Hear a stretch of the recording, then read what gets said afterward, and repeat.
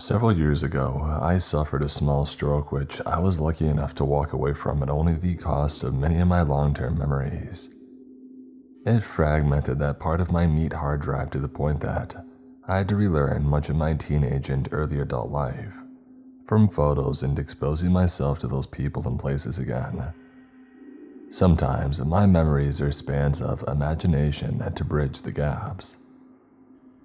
I remember my family in patches up to my teenage years, and not much between my second year of high school and my mid-20s, with gradually more detail as I reached my 30s, up to my 40s where I have no problems. Sometimes it feels like I never saw the first few seasons of the television show in which I'm the star. People just pop in like they were always there. It's often frustrating, and it doesn't help that my experience makes me more prone to spikes of anger.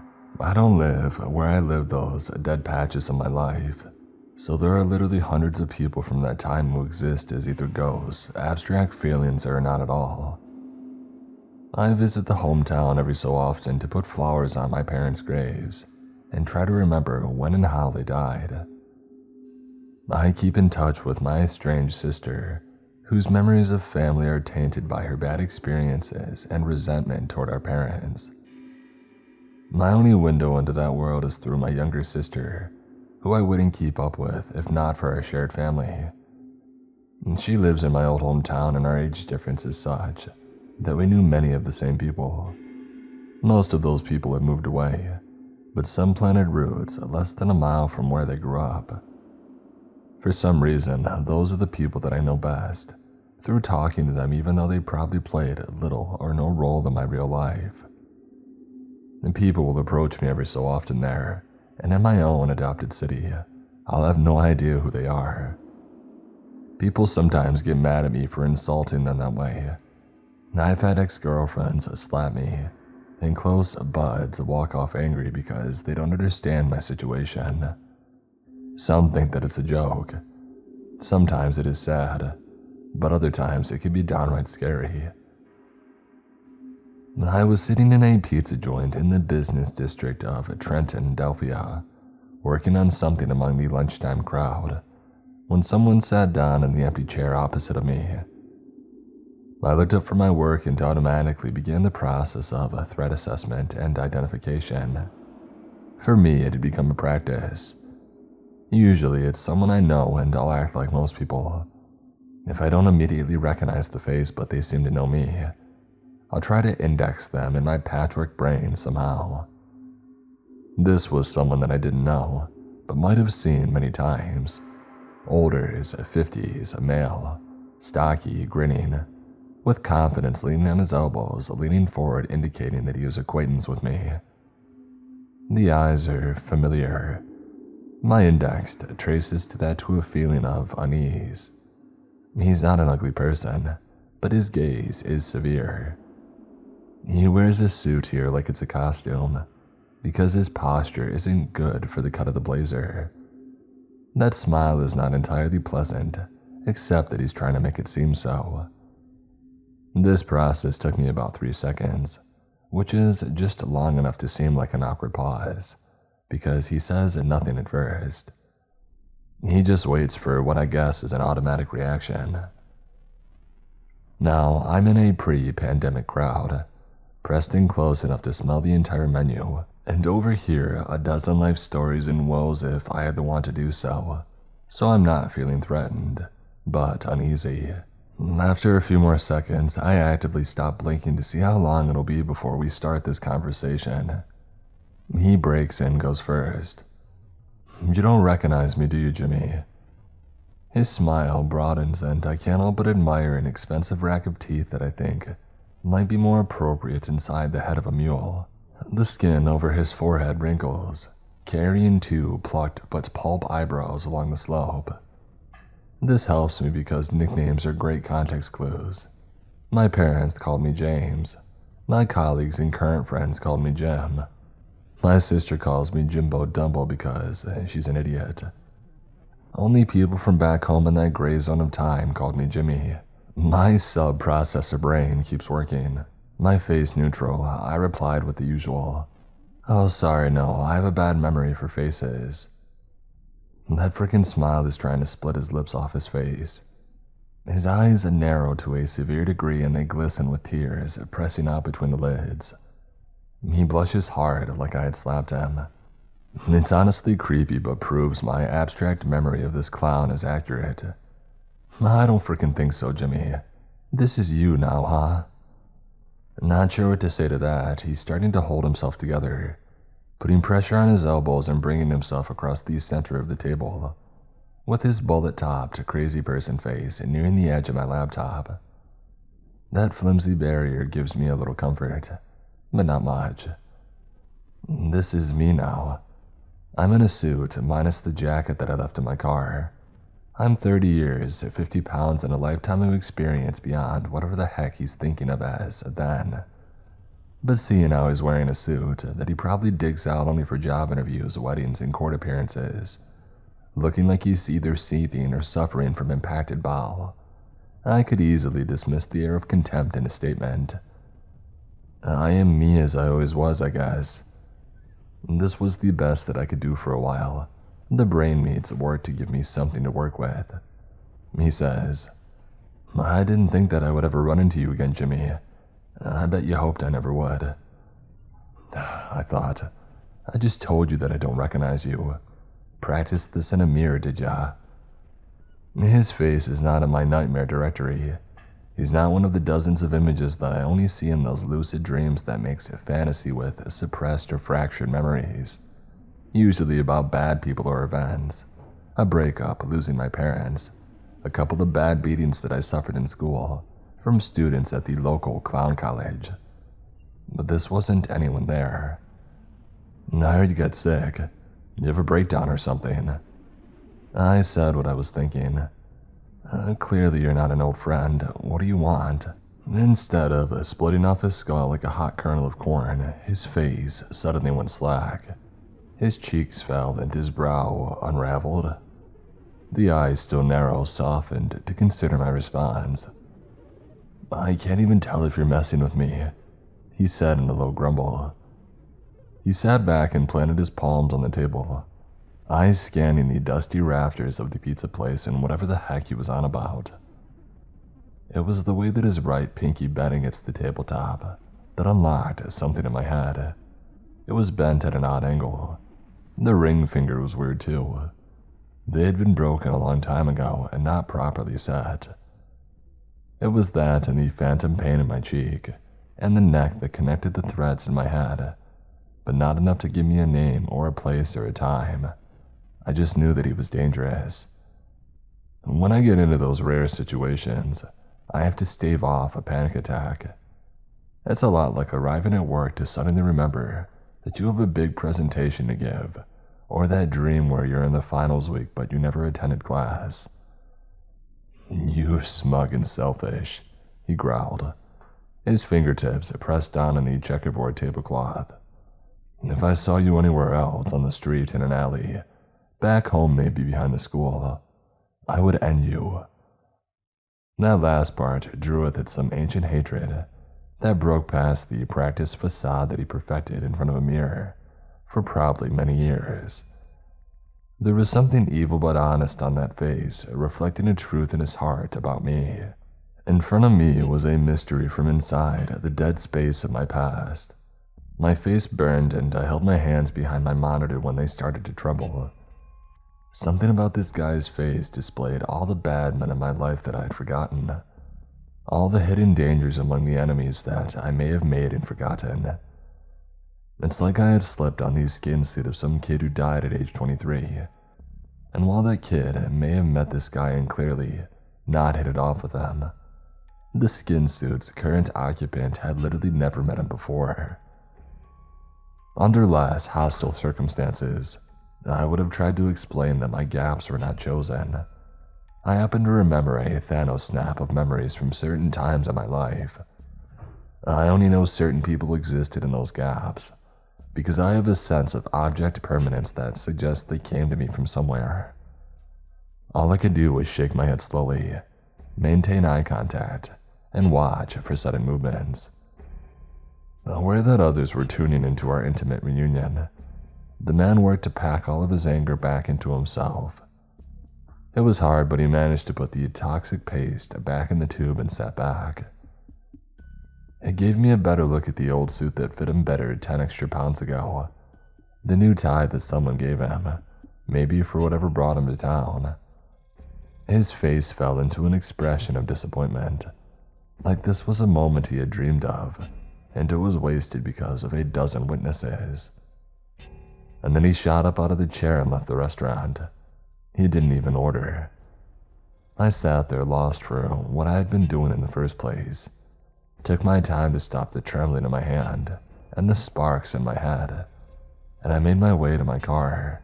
I sat in the driver's seat still frightened, not about what had just happened, but what I might have done to earn such a seething hate from a stranger. A shadow crossed the driver's side window and I looked up with a start. It was him. He stabbed a finger into the glass. That gesture felt familiar. He yelled, "Don't you ever show your face back home. I'll smack the fat right off your face, you hear me?" He pounded the side of his hand against the glass, but it simply trembled, about as much as I did, and he was gone. Surely something so heinous would be in a police record, right? At least a tale told by people from around that time and place. I had no inkling of such a thing and no cool story to put a face to. Doubtful, I began to resent the fact that I didn't have the presence of mind to ask a single God question before he had bolted. That fuel made my damaged brain fire harder through the mess of memories and images, the based on a true story section of my head that tries to make sense of what I no longer witnessed. Greg. That name jumped out at me, completed with the extra G, making it seem more real. The face was just a flicker, and my need to get more forced me to not think too hard about it. Part of my coping mechanism is to assign values where none exist, making connections for the protection of my sanity, but at the cost of real memories. I have to distract myself from pain and memories, and let that subconscious part of my mind work out the facts as best it can. So I went back to work and made an appointment to meet my sister that weekend, put flowers on graves, and find my old yearbooks. I wanted to go on social media and ask my friends from that time about the guy. Maybe creep on their friends page looking for a grinning skull for a profile pic. And that's a danger too, as every new face that registers risks becoming a fictional version of itself. Something about boots, snow. These useless reports emerged early, but I was able to revisit them knowing the boots were important to me, and that the snow was cold and hard. There was physical pain associated with these memories too. I also started running my tongue over a chipped tooth for the first time since I can remember. I drank hard that night because, while I'm not supposed to, it kills my dreams. That weekend I met my sister, who didn't recognize my description of a man 30 years beyond any memory she could have had of him. I asked her if I ever did anything so horrible that made a man want to kill me over it. She replied that I made her feel that way a lot, and then she asked me to borrow $50. I was much luckier over golf with a friend of mine who understands my situation and represents a good friend that I lost. He is the custodian of many of my memories and helped me recover those first few years. We grew apart because, he says, I developed a different personality and was all about things in order and following instructions. You went square, he said, not registering the irony of calling it that. Do you know someone named Greg from our past who I really pissed off? I described him and explained the conversation that we had shared. Philip was doubtful, but it took a while to consider it.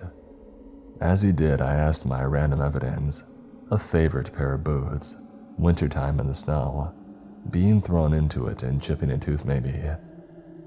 Philip looked at me and I could tell that he knew. It was before that I had met Philip, but he had heard about it. I was 15 and had gotten into a fight with some kid named Greg, who just came into the school from somewhere. He was, as Philip put it, not the best guy. Within a month, he had been expelled. Part of the reason for that was that he beat the living crap out of me. It wasn't important to Philip, so my old story about getting beat up on the walk home through heavy snow wasn't a big memory for him, but he had remembered the part about the boots. It was winter, and Greg had old sneakers and had a long walk home. He walked with an older kid, a dropout called Clyde, who everybody in the neighborhood hated. Clyde and Greg were pretty much kindred spirits in their life-hating rebellion and love of violence. When Philip told me Greg beat me up for my boots and maybe left me to walk home in wet, cold socks, it didn't jog a memory, but it made sense. We continued playing golf, and I lost 6 balls before I gave up on the fairway in the 15th. Soon after getting back to my motel, Greg Kowinski had a face and a name, and Google filled me in on the rest. I wouldn't know about the boot story until much later, but Greg Kowinski was a convicted felon. He was on the offender registry. I was, if not the first domino to fall in his life. I was the one that ensured they would begin falling steadily onward. Soon after he was expelled from school, Greg met up with some other troubled kids, including Clyde, and began selling drugs. Soon he was doing stuff and working in a warehouse that packaged and delivered large quantities, and he continued downhill from there. He went to jail for getting in a fight with a woman at a bar. He dated another woman and went to prison for an act with her underage daughter. With doors closing behind him, Greg created an enemies list of all the people who had wronged him. I know this because it was used in evidence to put him in prison again for stalking an ex-girlfriend. How he was back on the streets and his purpose in Transylvania remains a mystery, but I'm pretty sure am on his list. One of his many victims who walked home half a mile through the snow in thermal socks and whose parents had Greg arrested for it. He knows where I live. I know this because he sent a message to me on Facebook that was sequestered because he isn't a friend of mine or connected to me elsewhere.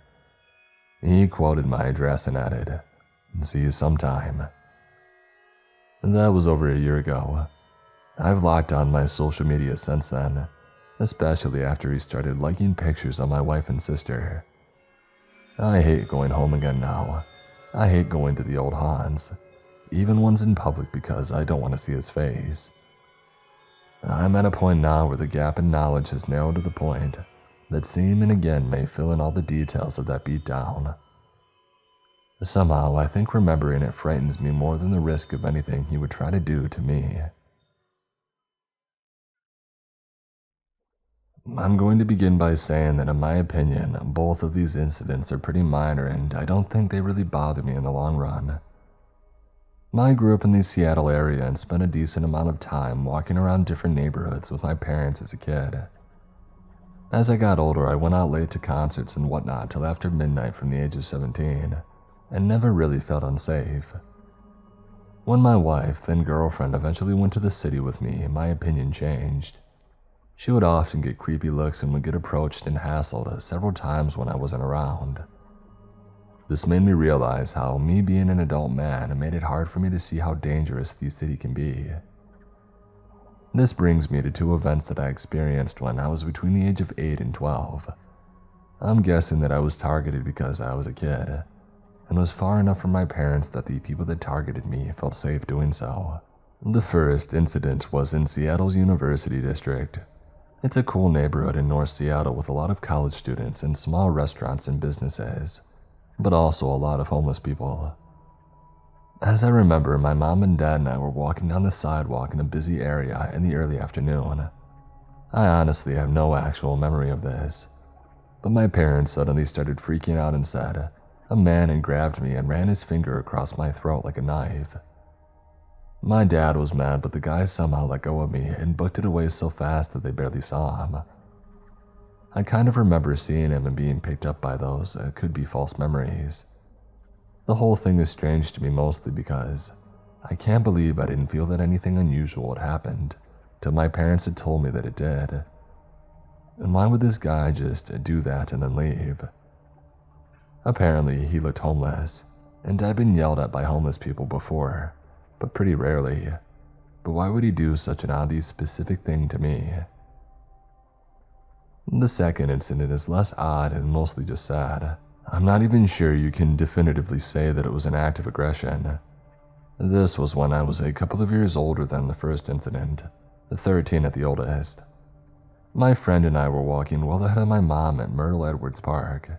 It's a big waterfront park near downtown Seattle. Again, busy in broad daylight.